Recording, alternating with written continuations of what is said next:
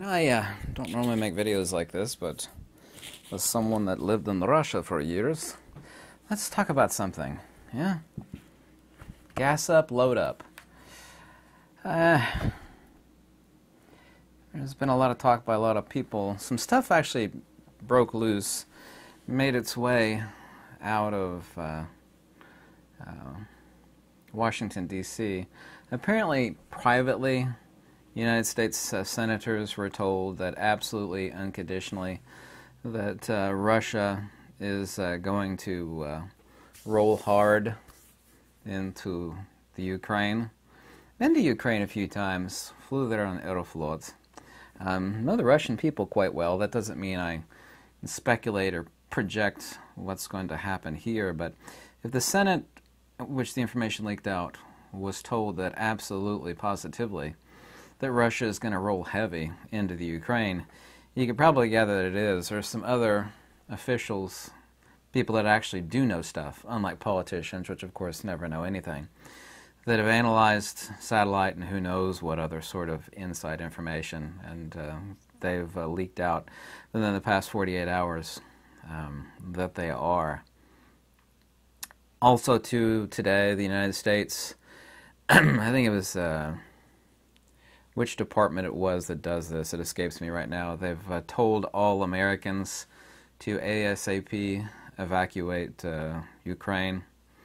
Kind of made note of Vladimir Putin, who's ex-KGB, by the way, Комитет государственной безопасности. He's an extremely calculating person. You can always see that the gears are turning between his ears. He thinks about 1,000 times more than he speaks, which is an indicator of a strong mind. Whatever you think of Putin, and I don't care what anybody thinks of Putin, he is not a dumb person. Unlike the United States, every president is a puppet, of course listens to the NSA and the CIA. Yeah, they're all puppets no matter how intelligent they are. Putin actually does run Russia. And whatever you think of him, regardless one way or the other, the guy is playing three-dimensional chess. And I can say definitely our presidents and definitely those around him are playing checkers. So Putin's playing three-dimensional chess, and our president in the White House is playing checkers. So, I don't know how to refer to him, and I don't, lean left or right. I lean towards facts, logic, and wisdom, but I don't know if I should refer to him as the two-legged dust bunny in the White House or the crypt keeper. I'm going to go with two-legged dust bunny. That was a little bit of humor. The Senate was told privately that Russia is going to roll on Ukraine. Currently, there's 127,000 plus troops along the border with Ukraine, and apparently they're ramping up to over 200,000. Europe, of course, has the most to worry about. However, here's something of note. In 2017, we were only getting 17,000 barrels of oil from Russia, but today we are getting over 206,000 barrels of oil from Russia. When I say gas up, load up, what I mean is always keep your tank topped off. If you have the ability to safely store some gasoline, you might want to do it. Because what's going to happen is once that does happen, and it's been said, by the way, also too, from these people on the inside, the people that actually have a brain, not politicians, which of course are not intelligent people, never have been. Most of them, anyway, never have been. So that it's going to happen within, quote, the next few weeks. So, point being no later than the first or second week of February. I hope it doesn't happen. I know why it's happening. A lot of people have speculated that this is strong-arm posturing from the Kremlin.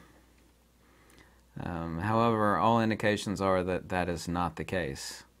Now, of course, Putin does not want NATO to have influence that close to the Russian border, which is understandable from the perspective of the Kremlin and of Putin. However, everything indicated, as well as the information that I'm not privy to, nor you, from the inside, is that he is going to roll heavy on Ukraine. So, also, too, you have to be analytical. Not take one side or the other. Just look at things as they are, from up above, as if you were you know, a dispassionate God looking from the heavens and, you know, make the conclusion, which is undeniable, really, that looking at the feckless, spineless government that the United States currently has, that this is the perfect time. Everybody with half a brain that knows anything about Russia and Ukraine and the conflict thereof for the past many years knows that they want to roll on Ukraine. Every Ukrainian that I know, and I know more Ukrainians than most Americans, we all know that he's been wanting to roll on Ukraine. Now is the perfect time, you know. I mean, with the dust bunny, with that dust bunny in the White House, and the capitulatory, spineless nature of D.C. as it currently exists, it's just a perfect time to roll on Ukraine. Not saying it's really ever a perfect time, but I mean, if you really wanted to roll on Ukraine, which they do for many, many, many countless reasons, including the fact they want to have a huge buffer between Russia and NATO, now's the perfect time. So, gas up, load up, because gas will skyrocket overnight once that happens. And it'll literally happen probably while people are asleep. All past indicators, the past 20 years, have all been the same thing, that Russia has made overnight moves when something was extremely distracting to the world and or the United States. Like Russia rolled heavy.